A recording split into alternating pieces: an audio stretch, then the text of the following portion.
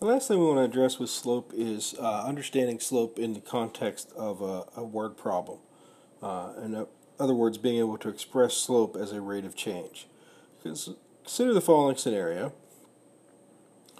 We have a scenario where our x variable is representing the price and our y variable is representing the number sold in thousands. This is something we're going to get into more when we start looking at finding equations of lines.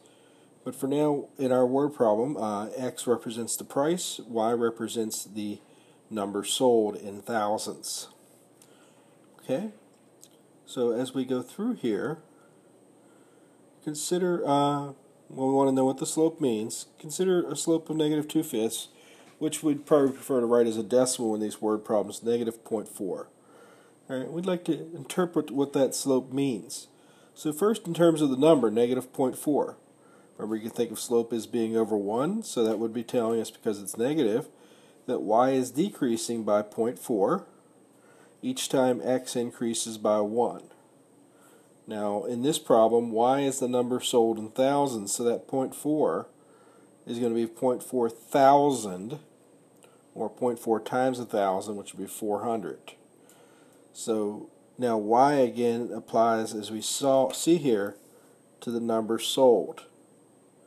So the fact that y is going down by 400 is telling us that we're selling 400 less of whatever it is we're selling.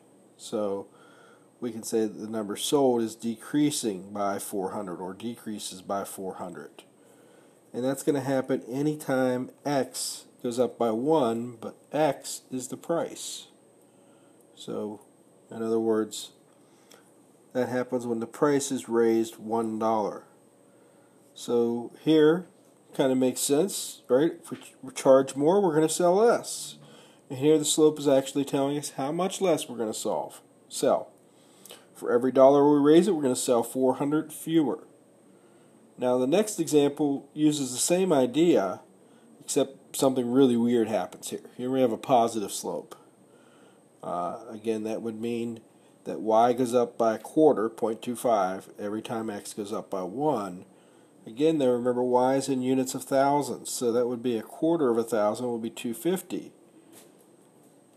So that would actually mean that the number sold goes up by 250 because it's a positive slope when the price goes up by 1. Wouldn't you like that? The more we raise the price, the more we sell. It doesn't happen very often. There are some scenarios where charging more actually will lead more people willing to buy it because maybe they think you're charging too little and there's something wrong with it. But most of the time that's not going to be the case. But in this example, let's roll with it. So the number sold is going up by 250. When the price goes up by 1, it would mean that the number sold increases by 250 each time, because this slope is not just for a one-time dollar increase, it's for any place along that line. So each time the price is raised by $1, we're going to sell 250 more. It's going to increase by 250, so we'll sell 250 more. In the other problem, we'd have said the number sold decreases by 400 each time the price is raised by $1.